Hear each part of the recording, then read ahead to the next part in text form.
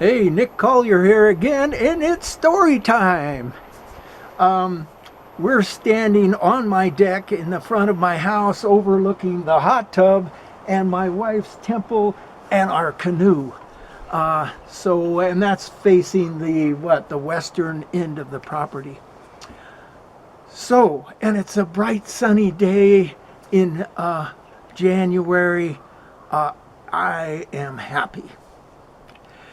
We're going to talk about another January, probably 5 years ago. My wife and I decided, it was time.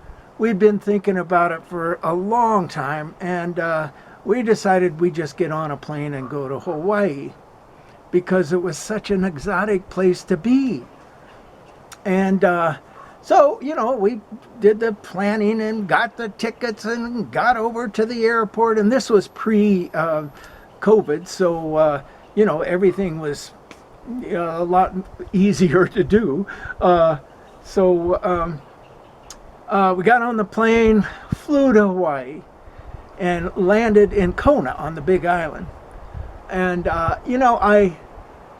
whole life, I had seen pictures of Hawaii or movies taken at Hawaii, and always, every time, the photographs or the movie would be about this expanse of a beach and like nobody on the beach for a half a mile, and it'd be white sand beaches, and it was just like, with palm trees, and it was just exotic.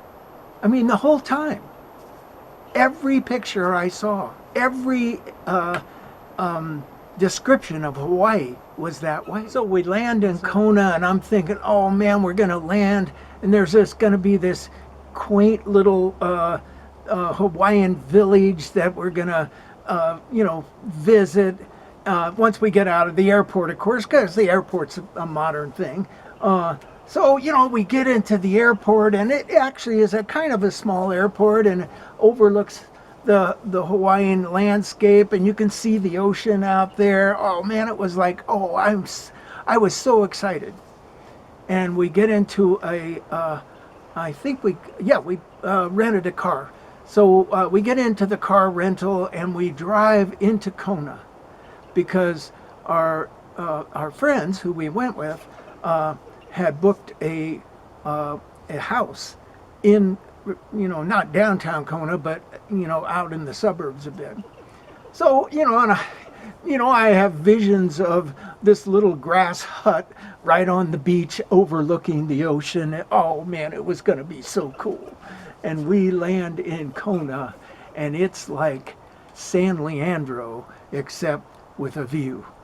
Now, if you don't know San Leandro, you'll just think about any suburb town, and that's pretty much what Kona is, except of course there's a bunch of tourists and there was a lot of traffic, and it was like, as long as you stood on the beach looking straight out at the ocean, then it was Hawaii. Look down in the water, and there's all kinds of marine life and everything, and oh my God, it was beautiful. And as soon as you turned around and look behind you, it would be like apartment houses and complexes and gas stations, and it was like, oh man, it was such a disappointment. And it took me the whole 2 weeks we were there. It was just like I was totally disappointed. But you swing with the punches, right? So we stay in this house that's like crushed in next to every other house. Like there's 6 feet in between houses on little dinky lots, and it was just like a real disappointment. But we get in the car, and we go over to the beach, or we travel out and go someplace and explore next to the ocean. And there were some really sweet spots when you got to the ocean or to the shore. So we'd spend every day searching out new sweet spots, and one spot had kind of a little inlet, and there were turtles, and oh man, it was pretty exciting actually.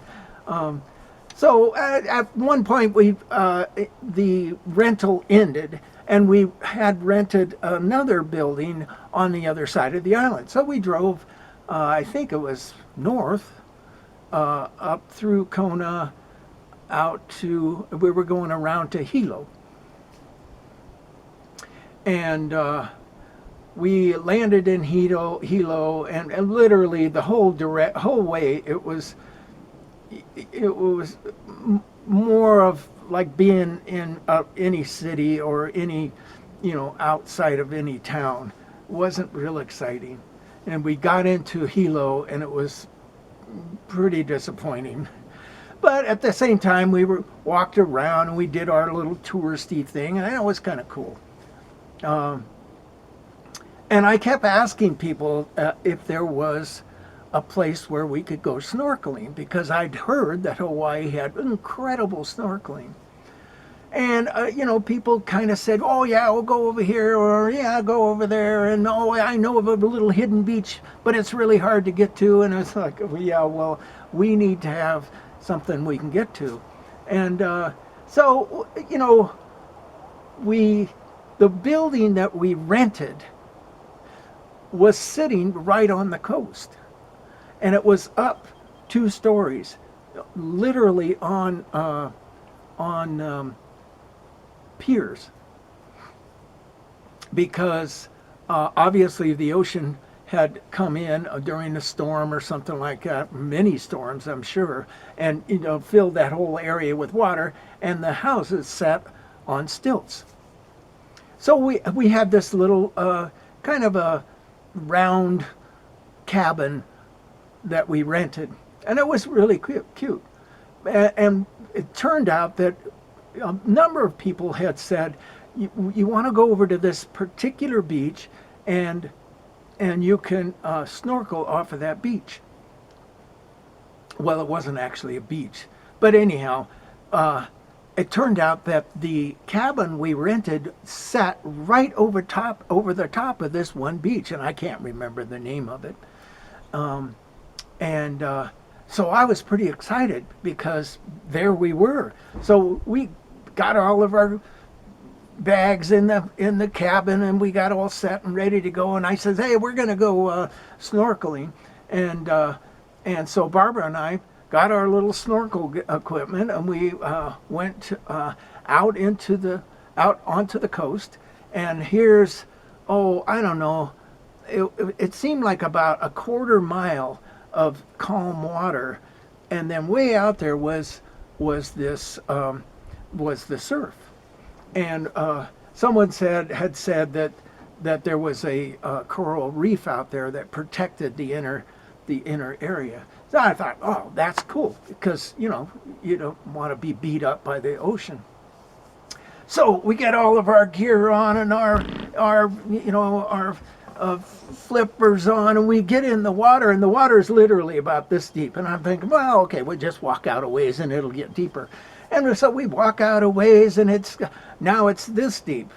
And then we walk out a ways further, and now it's this deep. And we walk out a ways further, and we're literally out almost a quarter mile out into the ocean.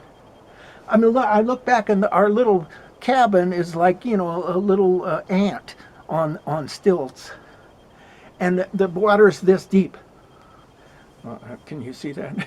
It's like a foot deep, and I'm thinking, what? This is not snorkeling.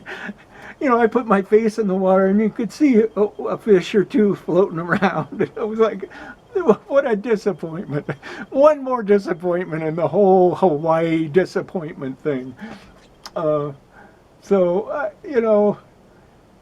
swing with the punches, right? You just have to. And you're on vacation. You can't really get all pissed off about it.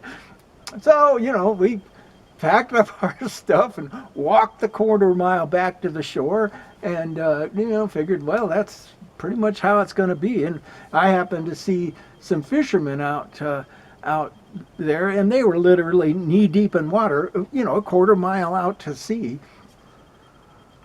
And it turned out to be a platform where the lava had come down, hundreds of years before, and it was just pretty flat. And the ocean came in and was just literally just, 6 inches to a foot deep in that whole area. So, we went to dinner and we stayed the night in the little cabin. And the next morning I got up early and I'm kind of walking out. And it turns out that this one little area where our cabin is was a walking path just right outside. So I went out and I got on the walking path and I was running and at one point I kind of stopped and there was a couple there, I think, and I said, we're looking for a place to snorkel. And the guy said, well, you just go out there. And I said, we went out there yesterday, it was nothing. It was like a foot deep. And I was like, he says, oh, just keep going. And I thought, yeah, just keep going. It was a 1/4-mile walk out there. And I'm thinking, well, okay, it's worth a try. We're on vacation, why not?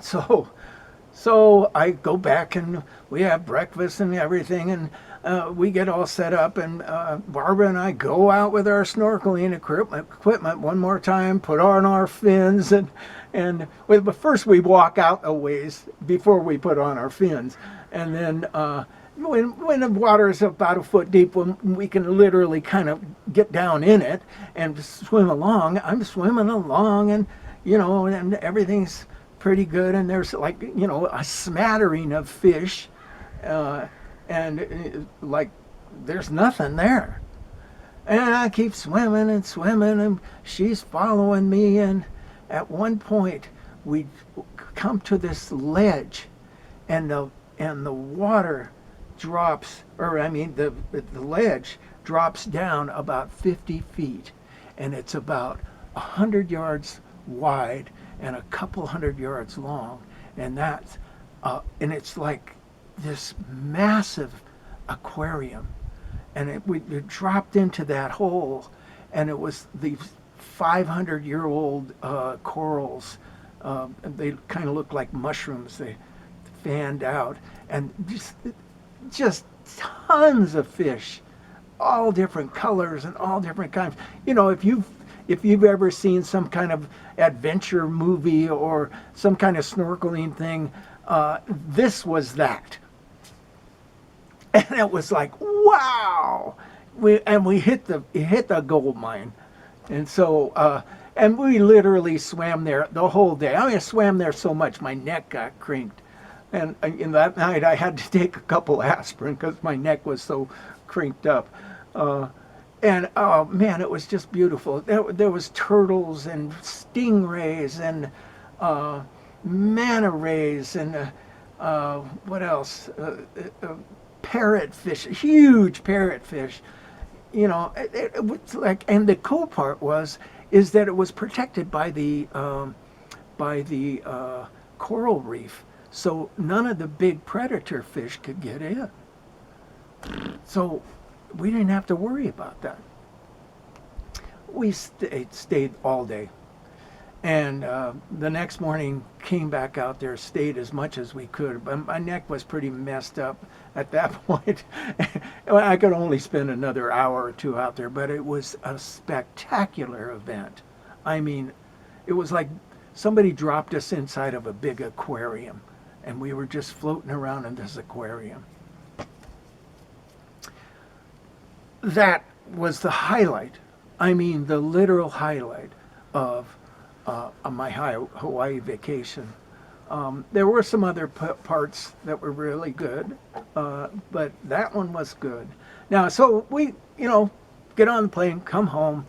3 or 4 or 5 years later, I'm watching YouTube, and the volcano goes off.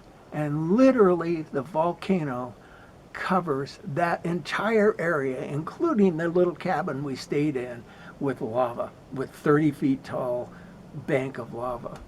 And so it was that one moment that we could experience that, and it was pretty cool. This is Nick Collier, checking out.